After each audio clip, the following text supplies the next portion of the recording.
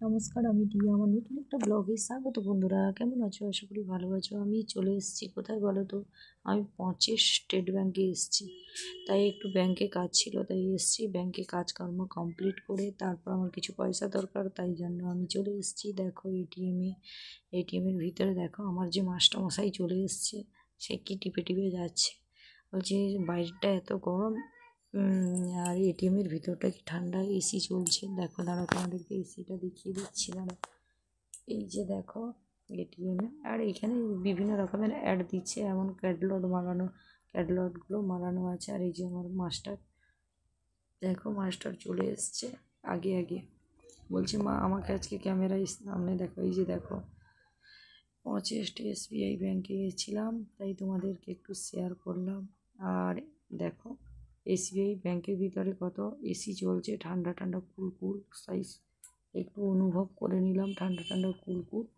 দেখো তারপর বেরিয়ে এলাম। তারপরে চলো, এখানে একটা পাশে একটা ছোট্ট মন্দির দেখতে পাচ্ছি, ছোট্ট অবশ্য না, ভালোই বড় মন্দির।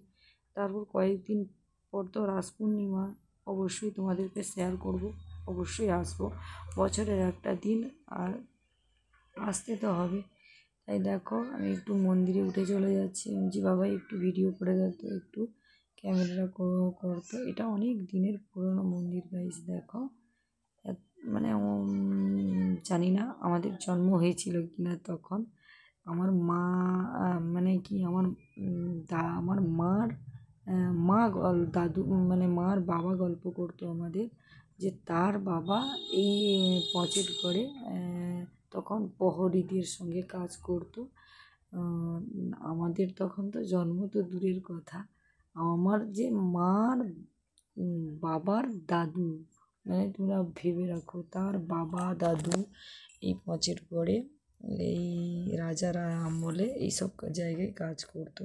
তাই এটা কত পুরনো মন্দির দেখো গাইস।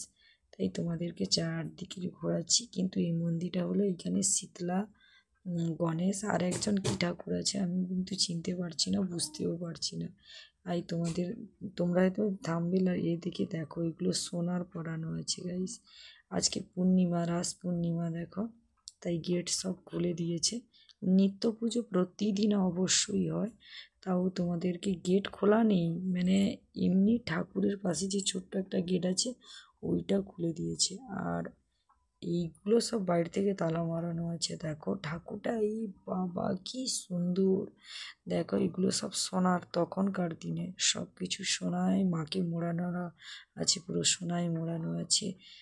দেখো শ্রী শ্রী শীতলা মা, আর কী সব ঠাকুরের নাম কিন্তু বুঝতে পারছি না।